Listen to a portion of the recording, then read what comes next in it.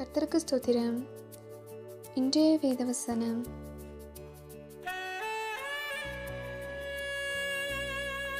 கர்த்தர் நித்தமும் உன்னை நடத்தி மகா வறட்சியான காலங்களில் உன் ஆத்துமாவை திருப்தியாக்கி உன் எலும்புகளை நினமுள்ளதாக்குவார். நீ நீர்ப்பாய்ச்சலான தோட்டத்தைப் போலவும் வற்றாத நீரூற்றைப் போலவும் இருப்பாய். ஏசாயா 58 அதிகாரம் 11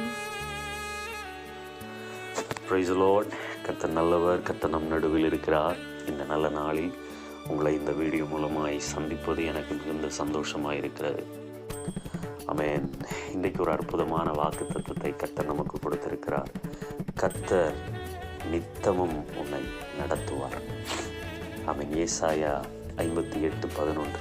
கர்த்தர் நித்தமும் உன்னை நடத்தி மகா வறட்சியான காலங்களில் உன் ஆத்துமாவை திருப்தியாக்கி உன் எலும்புகளை நினமுள்ளதாக்குவார்.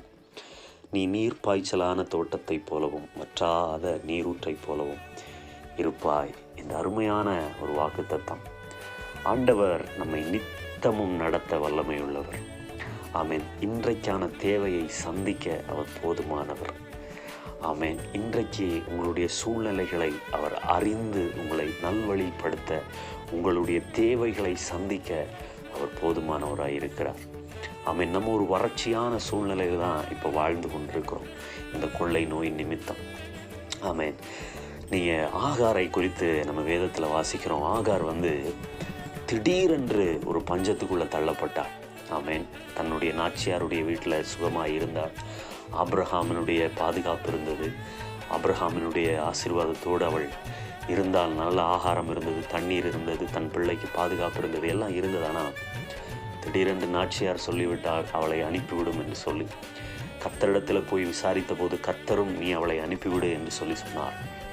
அவள் திடீரென்று வனாந்தரத்துக்கு போனால் வனாந்தரத்தில் போய் தன் பிள்ளை மரிக்கிற நிலைமை, தனக்கும் இன்னும் சில மணிக்கூரில் தானும் மரித்து போகக்கூடிய சூழ்நிலை தான் அந்த இடத்தில் இருக்கிறது. ஆனாலும் அவள் தன் பிள்ளை மரிக்கிறதை காணாமல் தூரமாய் போட்டுட்டு அவள் போய் ஒரு ஓரத்தில் உட்காந்து அழுதுகிட்டு இருக்கிறாள். ஆண்டவரை நோக்கி அழுதுட்டு இருக்கிறாள். அவன் அழுது கொண்டு இருக்கும்போது கர்த்தருடைய தூதனானவர் அந்த இடத்துல இறங்கி வந்து, ஆகாரே நீ பிள்ளை இடத்தில் போ என்று சொன்ன உடனே அவளுக்கு கண்கள் திறக்கப்பட்டு அவள் ஒரு நீரூற்றை காண்கிறாள். அந்த நீரூற்றண்டையில் பிள்ளையை எடுத்து கொண்டு வந்து தண்ணீர் கொடுத்து அவனை பலனடைய செய்கிறார். அதுக்கப்புறம் நீங்கள் வாசித்து பார்த்தீங்கன்னா கர்த்தர் அவனோடு அங்கே தங்கினார் அப்படின்னு சொல்லியிருக்கும். ஆமென். தள்ளப்பட்ட நிலைமையில் வறட்சியான காலம், திடீரென்று ஒரு வறட்சி நம்முடைய வாழ்க்கையில் வந்தாலும் ஆண்டவர் சொல்லுகிறார், அந்த வனாந்தரத்திலும் அந்த வறட்சியிலும் நான் உன்னோடு இருக்கிறேன், நான் உன்னை நித்தமும் நடத்துவேன் என்று வாக்குத்தத்தம் பண்ணுகிறார்.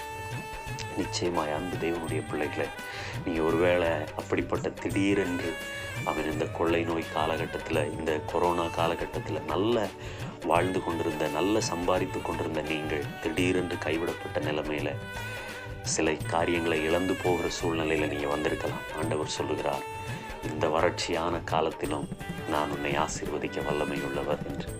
நிச்சயமாய் கர்த்தர் உங்களை ஆசீர்வதிப்பார். திடீரென்று அவன் 3.5 ஆண்டுகள் வறட்சி வந்தது எலியாவின் நாட்களில். ஆமென். எலியா சொல்லுகிறார், நான் சொல்லாமல் வானத்திலிருந்து மழையோ பனியோ பெய்வதில்லை என்று சொல்லி போய்விட்டார். 3.5 ஆண்டுகள் வறட்சி. சாரிபாத் விதவையினுடைய வீட்டில் ஒருவேளை ஆகாரம்தான் இருக்கிறது. புசித்துவிட்டு சாயங்காலத்தில் அவர்கள் தற்கொலை பண்ண நின்று கொண்டிருக்கிறார்கள். கர்த்தர் 300 கிலோமீட்டருக்கு அந்த பக்கம் கேரி தாற்றண்டையில் இருக்கக்கூடிய எலியாவை சந்திக்கிறார். எலியாவே, என்னுடைய மகள் சாரிபாத்தில் இருக்கக்கூடிய விதவை, அவன் கர்த்தருடைய இருதயத்தை நான் சொல்லுகிறேன், அவள் மரிக்க திட்டம் பண்ணுவாள். நீ அதற்கு முன்பதாக நீ அந்த இடத்துக்கு போகணும். 300 கிலோமீட்டர் எலியா நடந்து போனோம் அப்படின்னா எவ்வளோ நாளாயிருக்கும், எவ்வளோ டைம் ஆயிருக்கும். இவள் தீர்மானித்தது அன்றைக்கு காலையில் தான் இருக்கும். ஆனால் அதற்கு முன்பதாகவே, ஒரு வாரத்துக்கு முன்பதாகவே எலியாவினிடத்தில் கர்த்தர் தெரியப்படுத்தி எலியாவை அங்கே அனுப்பினார். அவள் மரிக்க தீர்மானித்த அன்றைக்கு காலை எலியா அந்த இடத்தில் வந்தார். எலியா அவளிடத்தில் இருந்த அப்பத்தையும் தண்ணீரையும் வாங்கி புசித்து அதை ஆசீர்வதித்த போது அவளுடைய வீட்டில் பஞ்ச காலம் தீரும் மட்டும் ஆகாரம் இருந்தது.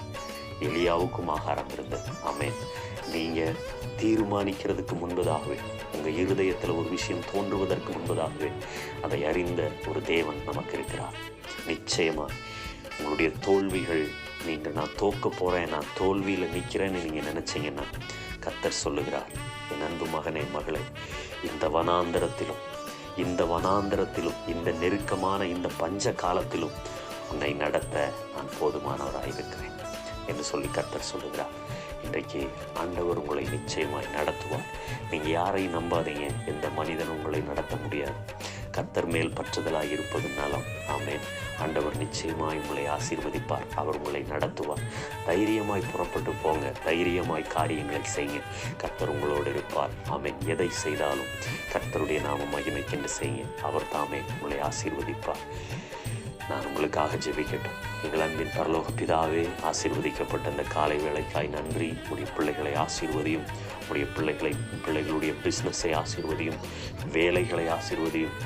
சிறு தொழிலை ஆசீர்வதியும். வருமானத்தை ஆசீர்வதியும்.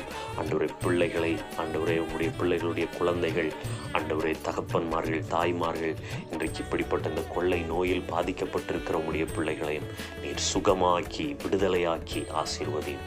போக்கிலும் வரத்திலும் வாகன யாத்திரைகளிலும் கர்த்தருடைய வல்லமையுள்ள கரம் உடைய பிள்ளைகளோடு கூட இருக்கட்டும்.